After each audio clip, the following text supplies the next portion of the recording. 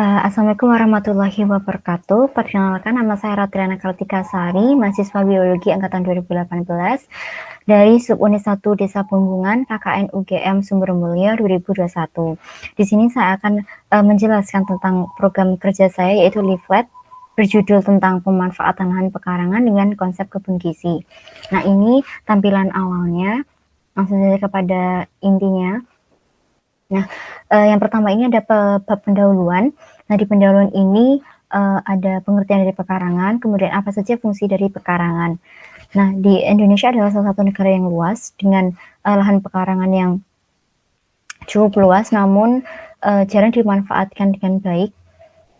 Namun sesungguhnya masih bisa difungsikan dengan baik seperti itu.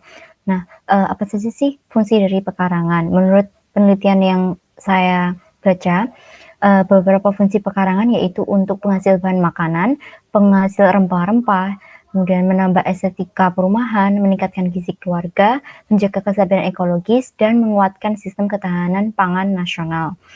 Merunut pada fungsi tersebut, sehingga bisa disebutkan bahwa pengertian dari pekarangan adalah merupakan lahan terbuka di sekitar rumah yang dapat dimanfaatkan dalam pengembangan lanskap produktif, di mana tanaman yang ditanam tidak hanya tanaman yang edible plants atau tanaman yang hanya dimakan saja, namun juga memiliki kemampuan untuk menyerap polusi dan juga menjaga keseimbangan ekosistem.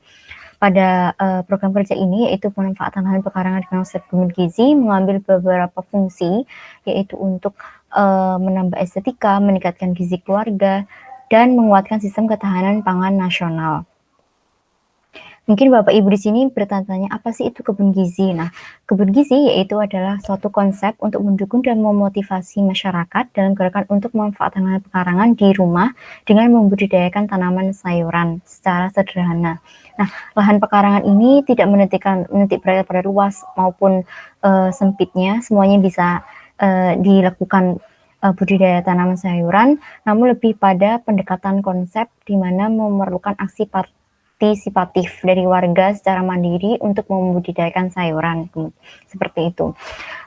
Seperti yang saya bilang tadi adalah beberapa fungsi yang saya ambil, yaitu untuk menambah tambahan pangan masyarakat, di mana tanaman yang atau sayuran yang ditanam itu mampu mampu untuk dikonsumsi dan sehingga menambah tambahan pangan tuh.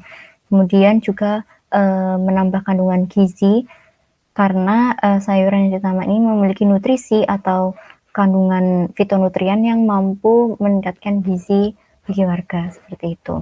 Kemudian tujuannya di sini saya mengambil 4 saja.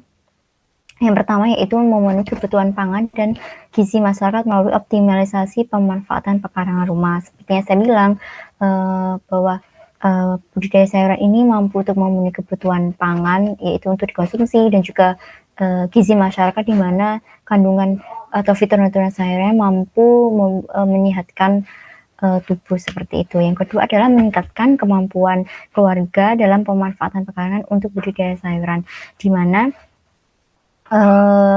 diharapkan dengan adanya kebun gizi ini mampu memberikan ilmu, kemudian skill bagi warga untuk budidaya sayuran secara sederhana, seperti itu. Kemudian yang ketiga adalah mengembangkan kegiatan ekonomi produktif keluarga sehingga mampu meningkatkan kesejahteraan keluarga, apalagi di masa pandemi. Diharapkan juga dari kebun gizi ini hasil sayuran bisa dalam jumlah yang banyak, mungkin bisa dijual ke pasar, kemudian hasil sayuran juga bisa dimasak kemudian dijual, seperti itu, sehingga warga akan mendapatkan income atau pendapatan tambahan, seperti itu. Apalagi di masa pandemi ini, di mana kita menghabiskan banyak waktu di rumah, seperti itu, sehingga kita dapat memanfaatkan waktu tersebut untuk budidaya sayuran gitu di halaman pekarangan. Kemudian yang keempat adalah menciptakan lingkungan hijau, bersih, dan sehat secara mandiri. Budidaya sayuran secara benar dan perawatan yang baik akan menciptakan lingkungan hijau yang bersih, kemudian sehat bagi lingkungan dan juga sehat bagi tubuh, seperti itu. Kemudian beberapa contoh tanaman yang saya ambil, yang pertama ini adalah sawi hijau.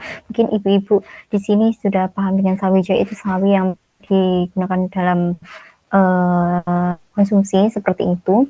Ternyata sawi hijau ini memiliki khasiat di mana mampu menghilangkan rasa gatal di tenggorokan, kemudian untuk kesehatan, baik untuk kesehatan jantung, kemudian memperbaiki fungsi ginjal, di mana kandungan fitonutriennya atau fitonutrien itu kayak seperti zat kimia yang mampu menyehatkan tubuh seperti lemak, protein, karbohidrat, kalsium, fosfor, besi, dan juga vitamin A, B, dan juga C.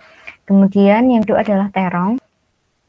Terong ini baik untuk pencernaan, kemudian kulit terong ini mampu untuk menyehatkan kulit bagi kulit warga seperti itu. Kemudian kandungan fitonutriennya baik untuk kinerja otak seperti itu. Kemudian yang ketiga adalah pakcoy. Pakcoy ini juga sering digunakan oleh para ibu-ibu untuk memasak seperti itu. Nah, di pakcoy ini juga memiliki vitamin juga mineral yang mampu untuk menyehatkan tubuh seperti itu. Kemudian yang ketiga ada kangkung. Nah, untuk kangkung ini mampu untuk menyehatkan kinerja jantung, kemudian mampu juga untuk mengurangi dampak dari diabetes dan juga kolesterol seperti itu. Kemudian yang selanjutnya ada tanaman cabai. Nah, tanaman cabai ini memiliki manfaat untuk mengatasi hidung tersumbat, kemudian nyeri seperti itu. Kemudian yang terakhir ada bawang merah. Nah, bawang merah ini ternyata mampu untuk mendukung kinerja otot dan juga saraf secara baik dan juga normal. Kemudian selanjutnya untuk budidaya, pada budidaya ini saya mengambil teknik vertikultur atau teknik yang biasa dimanfaatkan untuk lahan pekarangan yang sempit. Kalau lahan pekarangan yang luas ini bisa ditanam begitu saja. Kalau untuk lahan yang sempit bisa menggunakan teknik vertikultur, yaitu teknik secara bertingkat pada bidang vertikal, di mana bercocok tanamnya secara bertingkat seperti itu, menggunakan media seperti pot ataupun polybag, pipa paralon, kemudian juga bisa memanfaatkan dari botol plastik yang botol plastik bekas ataupun wadah bekas lainnya seperti itu. Pembudidayaannya bisa menggunakan tanah, kemudian pupuk organik yang dipakai bisa dari kotoran kambing, kotoran sapi, kotoran ayam seperti itu. Kalau untuk pupuk anorganik bisa ditambahkan pupuk Ponska seperti itu. Untuk perawatannya dilakukan penyiraman 2 kali, yaitu di pagi dan juga di sore hari. Kemudian untuk lahan sempit ini juga bisa dilakukan dengan teknik hidroponik. Mungkin tidak asing bagi ibu-ibu atau bapak-bapak di sini bahwa hidroponik adalah salah satu teknik penanaman yang tidak menggunakan media tanah seperti itu, lebih menitikberatkan pada irigasi atau pengairan seperti itu untuk memberikan nutrisi atau nutrien pada tanaman seperti itu. Nah, selanjutnya ada referensi. Ini adalah referensi yang saya gunakan ya, dan cukup sekian yang bisa saya sampaikan. Apabila ada pertanyaan dari Bapak atau Ibu mungkin bisa disampaikan kepada saya. Kemudian saya mohon maaf bila ada salah kata atau ucapan seperti itu. Terima kasih atas perhatiannya. Wassalamualaikum warahmatullahi wabarakatuh.